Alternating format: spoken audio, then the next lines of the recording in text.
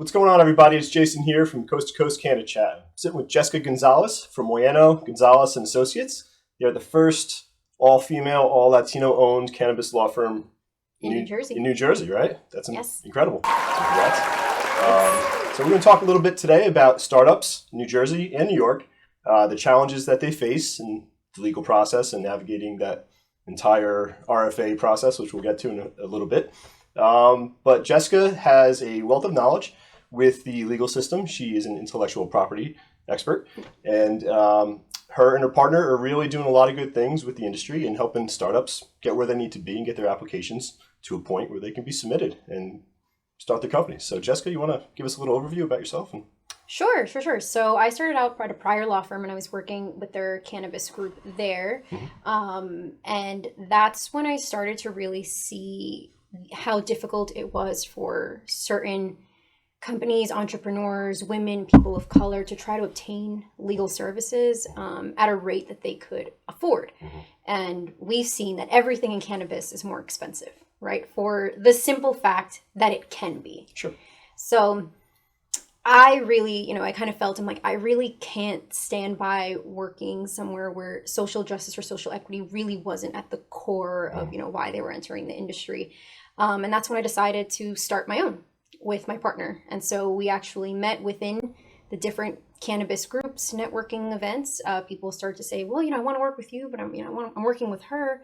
We just decided it would just be, just a natural progression for us to combine forces and really start to be able to work with the type of clients that we wanted to, and for me to be able to have the freedom to provide quality legal services to groups that have been largely marginalized in this industry and even beyond this industry.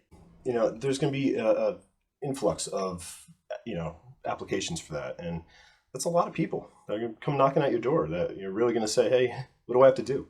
Definitely. What's it going to take? And we've already seen it. We're already starting to get really, inundated with a lot of folks really, coming to us. But because the timeline is so short and, really it's just both of us, we have to really see who's the most ready, right? But when an RFA drops out of nowhere, who are the players that are really the most ready? And it's mostly the large multi-state operators that are. Right.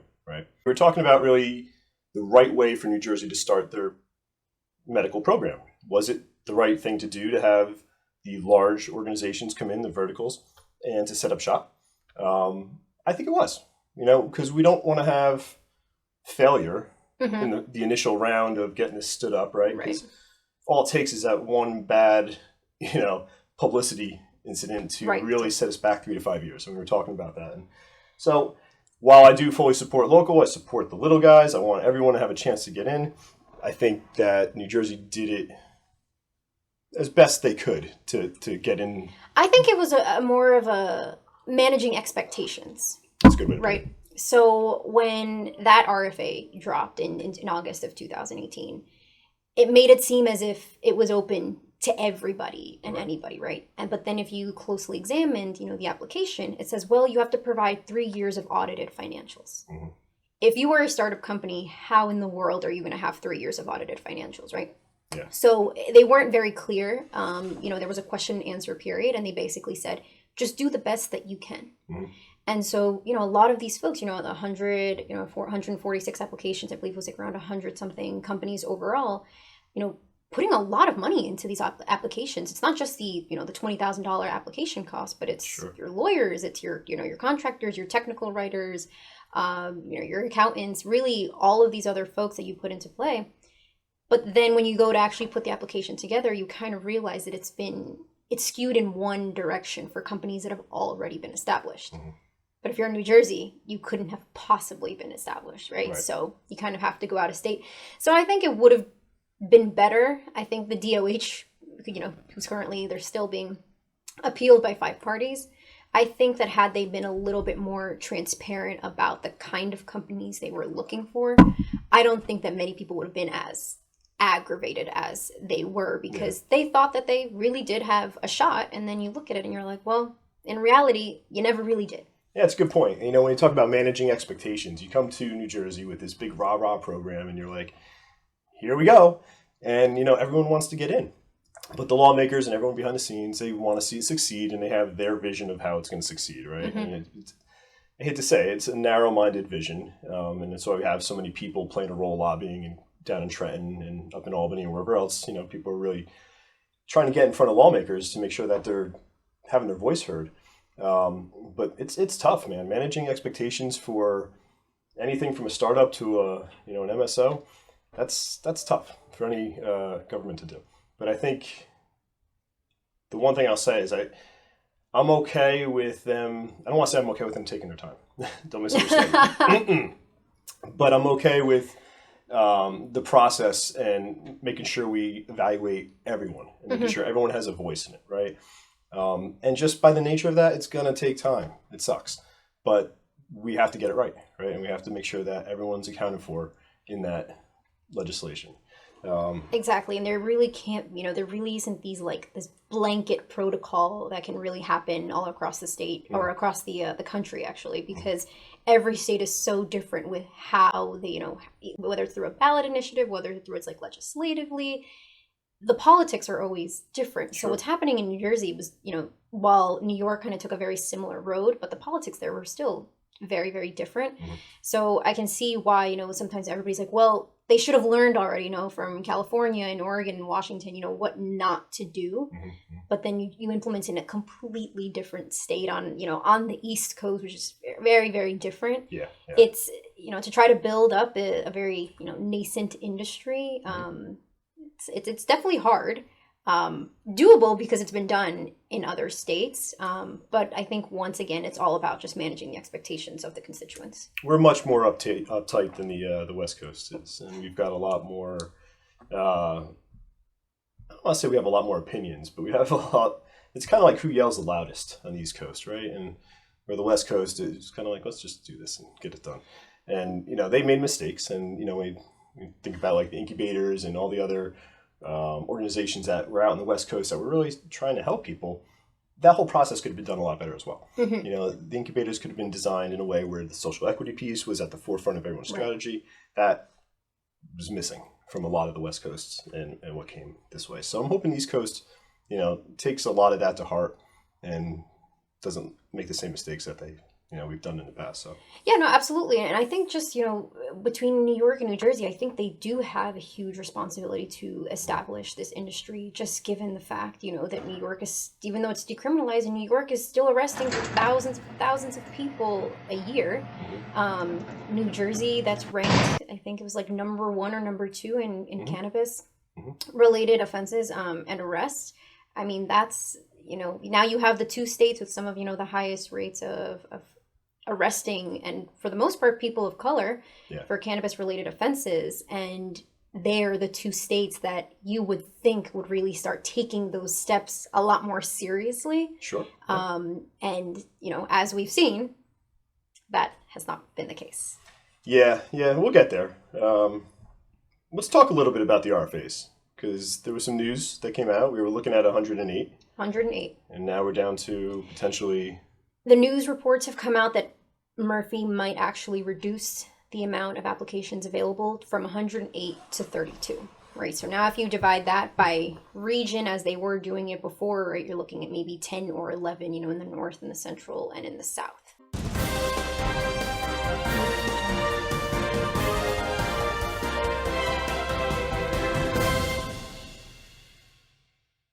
We interrupt this regularly scheduled program for an update on New Jersey's RFA process. The New Jersey Department of Health is seeking new applicants to operate up to 24 additional alternative treatment centers, up to 8 in the northern region, 8 in the central region, and 7 in the southern, 1 at large to be determined. Application forms will be posted on or before July 15th, and applications will be due on August 21st for dispensary and 22nd for cultivation and vertically integrated. Please see the New Jersey Health Department website for more information. And now back to Coast Canna Chat. And what kind of impact does that have on people that are out there putting all this time and effort into their licenses? And then they're like, what? Well, It's exactly. And, some of our clients, we're really having to handle this every single day and really keep up to date with them because, some of our clients were really moving forward for adult use, right? Then they wanted to, we'll pivot over to medical. The RFA came out. Everybody was really, really excited that it came out. But what's interesting is, this RFA came out, but there's a pending medical bill. And I think what's important for everybody to know is that this RFA is not governed by the pending bill. It's governed by CUMA. So, and CUMA is a very short act. The Compassionate Use Medical Marijuana Act. Yep. So that's the current medical bill. But it's very short. It doesn't have that much information on it. It's nothing compared to this. I think it was a 124-page bill that just passed the Assembly and the Senate. So this RFA, now, if this bill passes, it has its own really RFA process that it would go through. Right. And so now you're looking at two very different processes with somewhat conflicting language, right? So it's very confusing for everybody as to what's happening. And really all that we can do now is wait. And I think, the RFAs open up July 1st. Yep. They were to close August 15th, but there is a clause within the RFA that does allow them to cancel the RFA at any point and for whatever reason. So great. So right now we're kind of in this, we're in a waiting game. We're going to have to wait to see, if Murphy signs the bill, Governor Murphy signs the bill, but then we have to wait to see what he's going to be doing with the RFA. So we have heard that he's either going to reduce it. There's talks that it might just go away all completely and they're going to issue another one. Right now, it's hard to tell unless you're in Trenton and in the know.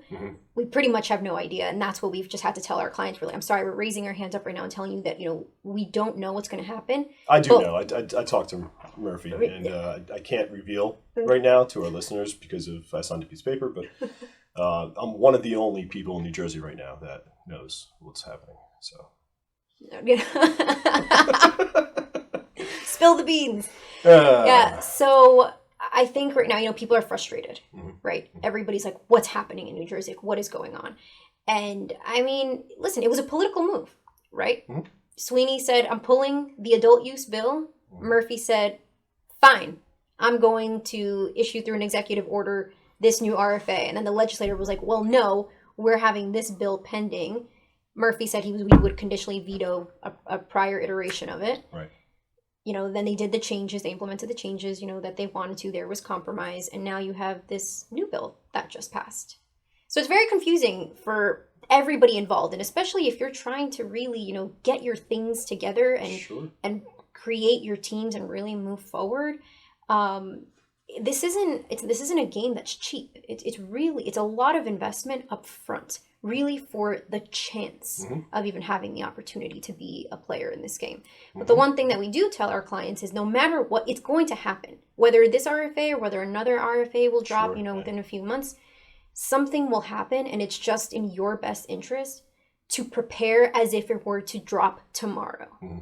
Because you cannot wait until the application opens. You're done. You stand no chance if you wait until it opens to really get your teams together, right? And in this RFA, this current one, it didn't say, there wasn't anything that explicitly said that you could have, some sort of letter of intent for your property. It said you would have to have the property. Right. So once again, if you're waiting that's until cost. the start, that's money exactly out the window. And really. we've had people in the past who had held on to property and were paying for it every single month, just waiting and waiting and waiting until they really just said, you know what, we're bleeding and we can't wait anymore. No, absolutely. Real estate isn't cheap. It's one of your biggest expenses. Depending if you're owning, if you're building especially. Exactly. Once landowners hear that it's for any sort of canvas operation, that price expected to go way up. Of course. So in that same thought process with the RFA, what are some of your, if you had to hone in on the biggest challenges people have with that outside of just understanding the legal verbiage of everything? Is it capital? Is it time? Is it really just you've seen people trying to pivot and then there's really they don't have the industry knowledge at this point in time, and it's more education for them? What challenges are you seeing with people as they're trying to get into this process, as they're filling out their RFAs and as they're building out their business plan to get into the industry? So something that, we've seen is that, besides for access to capital, which is, just a given that's very, hard to come by just because you can't go through your, normal banking routes that, other businesses can take out business loans. You can't do that. So you have to really look for private investors. And that's really been a big hardship for a lot of folks because they're hungry. They want to, so they research the areas really well. They're trying to establish their teams, but they can't find anybody to invest in them. Mm-hmm. So now they're either looking to their friends and family to really try to, support them in that, but that can really only take you, so much. So they ask us, well, how much money, do you think we really need? Mm-hmm. And we're like, you're looking to about $1 million, $1.5 million to really, get your application started, get your team together, and then start your operations, once you acquire a license. Mm-hmm. And I don't think folks realize how expensive it is, right? So just for your attorney's fees, you could look at anywhere upwards. Sure. If you go to large law firms where they have $100,000 rolling retainers every month, right, you have to make sure it stays at $100,000, every month. Or you go to other folks and it's you're looking at about $50,000 to $60,000 per application, mm-hmm. and then you take into consideration your app writers, right? Then you take into consideration everything else that that really encompasses in that. So I think people really need to be aware of how much money you are going to have to put up front, and how this is still very risky venture. Yeah. And I think also forming their teams as well. Mm-hmm. People in New Jersey and New York are not going to have the experience that's going to get you those points on the application. Right. So you may need to partner up with folks that are from out of state. And a lot of times we ask that question, like, do you know anybody from, in a state where it is legal, where they've been growing, or they've been processing, or they've been dispensing? Because this is also going to be a job just like anything else, where you're going to need some experience in it, right? Yeah. Everybody thinks, it's super cool to own a dispensary and you get it. But once, when you really, kind of pull back some layers, you're a retailer. Right. So have you worked at the Gap before? Have you, do you know what it's like to, for the customer service and have to go all that? Mm-hmm. And they're like, well, no. And so we say, okay, well, find somebody, start looking for people who have that sort of experience, that applicable experience that you could, could either, come on as an advisor, come on as a board member, something like that. And that's really, and it also just, extra points on the application for having people with experience on there. Yeah. So I think, just capital, I think finding team members as well. And one thing that we also tend to find is people still have convictions or charges, on their record. Sure. And so, I've always told people, I appreciate, full disclosure, because we really need to know if you can actually, jump on the application. And, a lot of times you're like, well, I was 15, 16, and that sucks.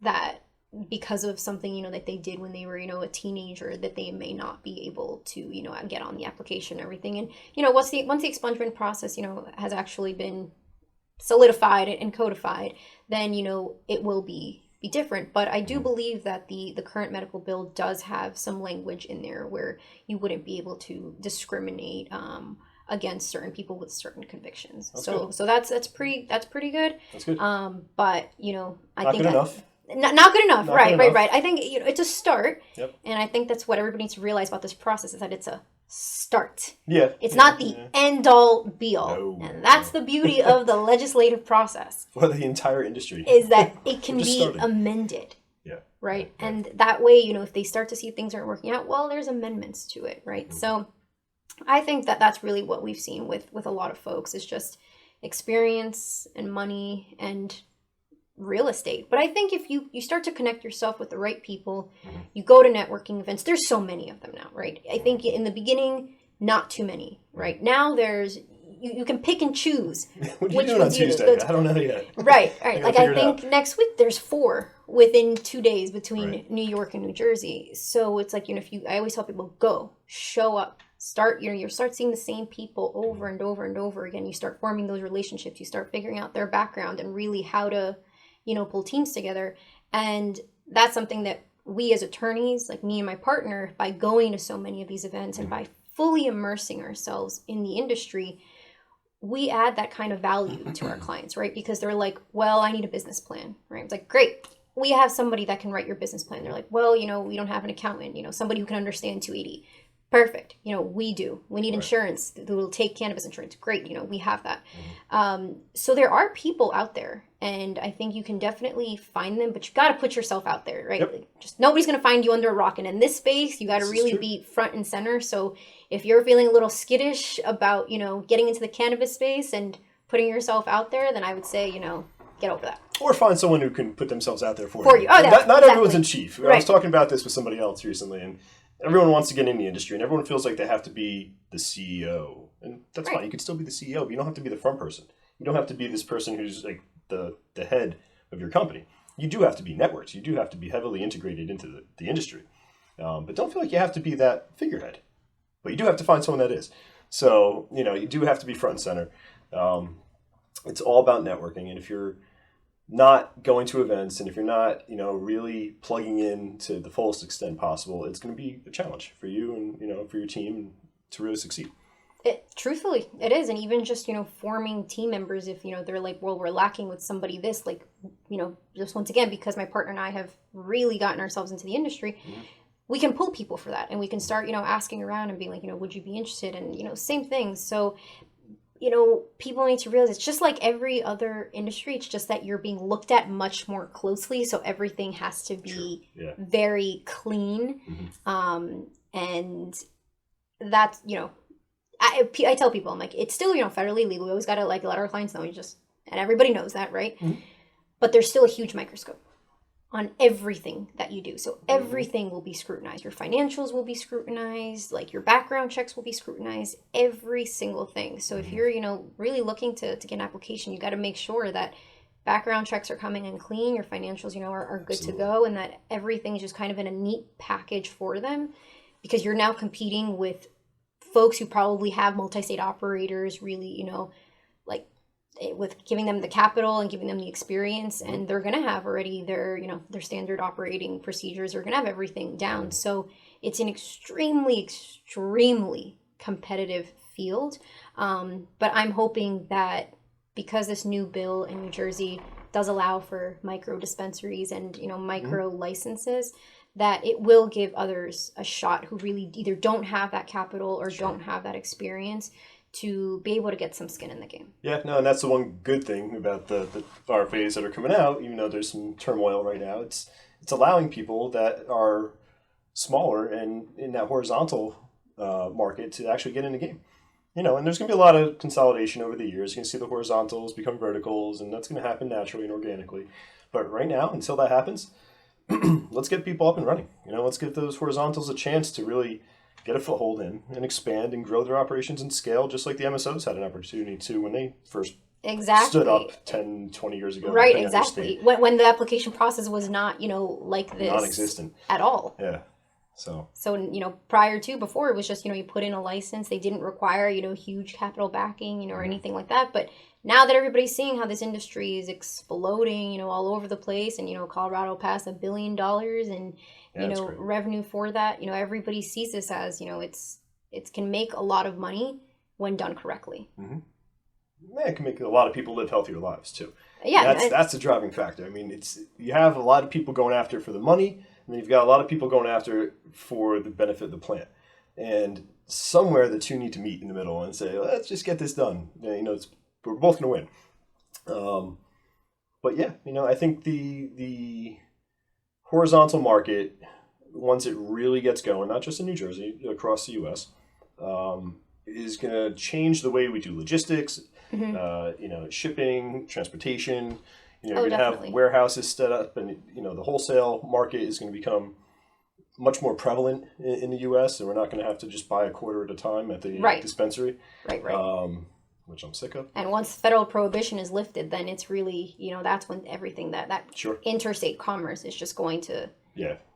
I'm curious to see what's going to happen. I'd love to see all the business stay in America.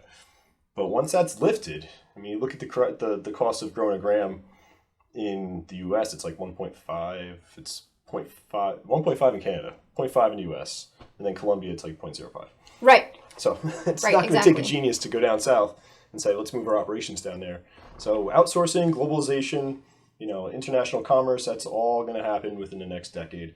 And it's just going to explode. Like 100%. And that's why it's like right now that this is happening, it's so exciting.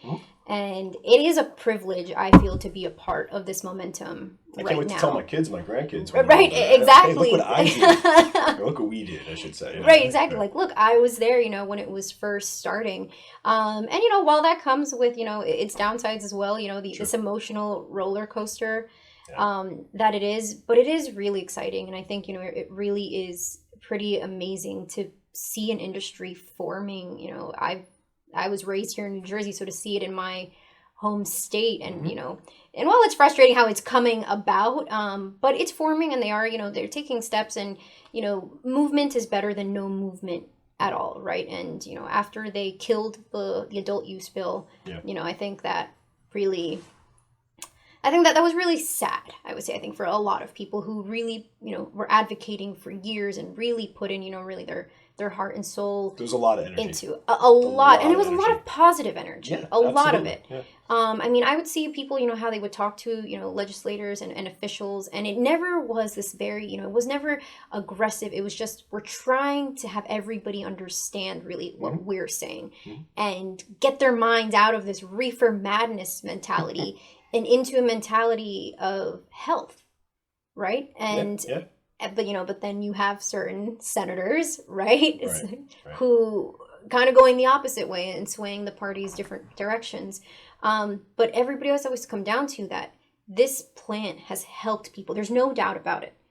And it's going to continue to help people. But without allowing research to occur, we're never really going to know the full benefits of the plant. Yeah. And I've been on panel discussions where, people say, there's no research and there's nothing to back that up and there's nothing. And I'm like, but there is. And I'm like, but you're basically saying have it, keep it so that this is illegal. And so you can't do any research on it so that it then perpetuates, your conversation about how there's no research on it. Right. But how can there be? At the very least, we need it to be descheduled to a Schedule 2. If we get it to Schedule 2, we can do research, right? So if this goes to an election year, at the very least, that needs to happen.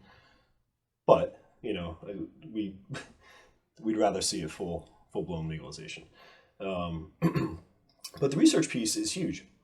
We have research, but the ability to do, I come from a quality and compliance background, of big pharma and whatnot. The quality and compliance piece of this and the clinical trials and going back and doing a lot of that stuff that we haven't been able to do is key. Being able to come up with new and innovative types of consuming. Right now, they've got the transdermal patches that you can use. Right. People are working on, time extended capsules that allow you to, so you don't have to take something every 2 hours. Right. It's more of a 4-hour high or effect.